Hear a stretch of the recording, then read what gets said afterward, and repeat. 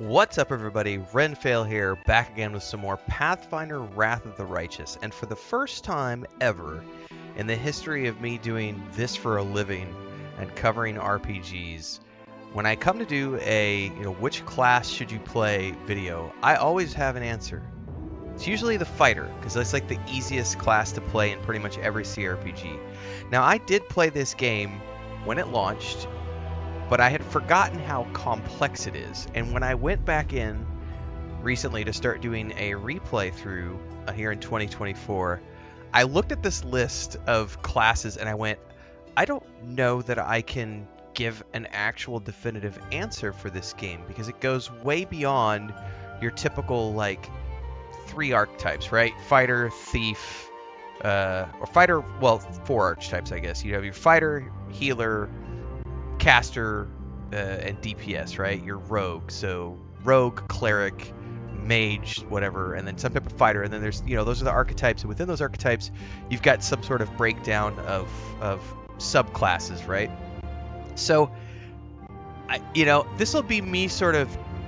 I'm genuinely curious more than anything else what people's opinions are, having played this game a lot more than I have, because I've played it once. I'm not intimately familiar with Pathfinder as a rule set because I grew up on D&D, but when I start looking through here at what class should you play if you're a new player to Pathfinder Wrath of the Righteous, I'm kind of stumped and stymied. So let's just quickly, if we can, I don't know how quickly I can do this, but let's talk about just how many base classes there are. We have the Alchemist, that's 1.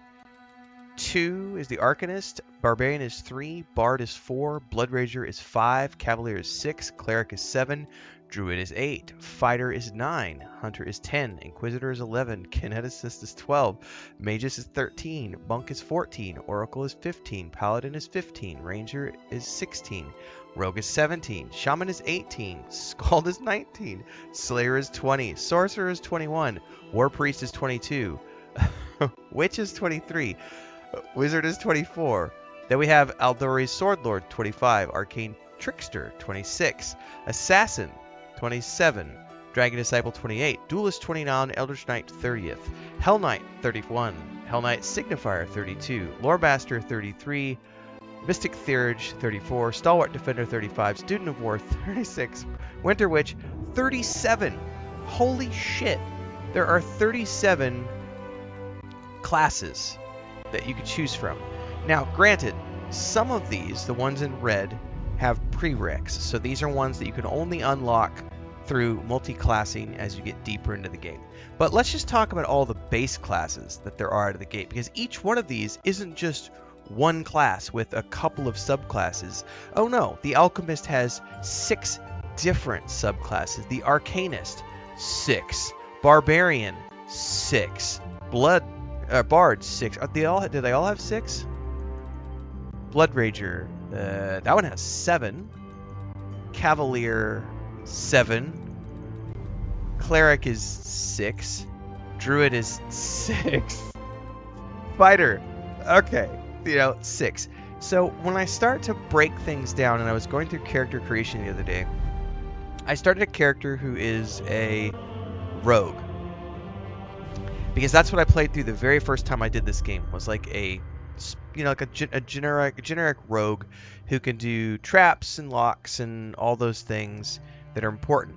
And then as I've gotten a little deeper into the game, I looked at that and went, I don't know that I, for the first time in a very long time, the rogue feels a little like, And the reason I'm looking is because I come and I look at this list and I begin to understand why guys like Slandered from Slandered Gaming have gone and done so many playthroughs of this game on their channel. Like, he has done, out of all the people I've seen who have covered this game, Slandered has done a great job of covering like all of these. And by the way, this doesn't even cover the mythic paths that you can unlock in this game, which is related to the storyline, so I won't spoil it here. But that's like a whole nother level of leveling on top of your classes and subclasses. So I guess, I'm halfway into this video, and I guess the question I'm asking is, how do you choose which class to play in a game that has nearly 40 classes, not including 6 or 7 subclasses for almost everything. I don't think these have any subclasses. These are just, in and of themselves, subclasses that you can unlock. But like going through and looking at the wizards and the witches and the war priests and the sorcerers and realizing that these all have 6 or 7 different ways that they can be played. Like what's the difference between a skald and a bard? Because I know, depending on what version of English you're looking at, Scalds and Bard can be somewhat the same thing, but I'm thinking Scalds are more battle-oriented, and it seems that's the case here. But it also makes me go, I've never played a Bard ever in any of the games I've ever played, and when I see the Archaeologist as a subtype that I could play, a subclass that I could play, I look at this and go, because I remember in the first game, I think it was Pathfinder Kingmaker, you meet the little the girl who follows you, and she wants to be an archaeologist. She's like documenting journeys. Isn't that the first game? Or am I thinking of a different game? I play too many CRPGs is the problem. Anyway, the idea of an archaeologist sounds really, really cool. Someone who's got some persuasion, some lore about the world and religion and arcana. Because I go into this and I'm like, okay, let's say I wanted to be I don't know, Aasimar sounds too much work, a tiefling. I think I might just want to be an elven bard, right? Well, then there's all this other stuff, like maybe it's just me not realizing the complexities of the Pathfinder rule set, because I've never, the only Pathfinder I've ever done has been through these games. Literally, playing Pathfinder Kingmaker and Pathfinder the Wrath of the Righteous. I've played Kingmaker twice. I've played Wrath of the Righteous once when it came out. And then we did a live playthrough of Starfinder here on my channel last year. I think last spring. We got together and did an actual play series through the very first module. I can't even remember what it's called now. Something Station. Alderon Station or whatever. I can't remember the name of it, but it's the very first module, and so I'm a little familiar with the Starfinder rule set, which, as I understand, is a byproduct of the Pathfinder rule set. But I guess I'm looking at this list going, normally the way I make guides for my channel is I make beginner's guides. I don't focus on the advanced side of things. And I look at this and I go, is there really a good option for new players? Like, is there something that I could point to that I could go, this is the easiest or the best class for new players? Because traditionally, I would go with the fighter, right? So it's probably going to be the same thing here, but I don't have enough gameplay under my belt to be able to make a judgment call yet, because I'm not intimately familiar with the game.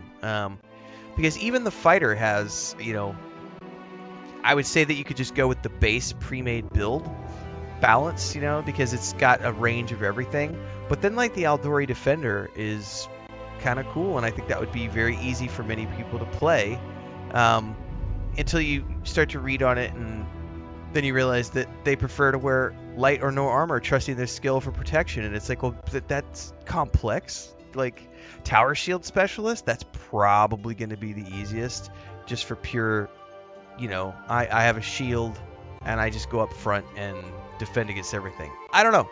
I would love to hear from you. This is one of the rare times when I'm going to reach out to the audience and say, what do you think is the best class for new players in Pathfinder Wrath of the Righteous? Because I don't have an answer. And granted, I've only done one playthrough. It was years ago when a game came out. I don't really remember it. But as I'm getting back into a gameplay session, I've been genuinely feeling overwhelmed, and that's something that doesn't happen very often for me. I play a lot of different games. I see a lot of different rule sets, mechanics.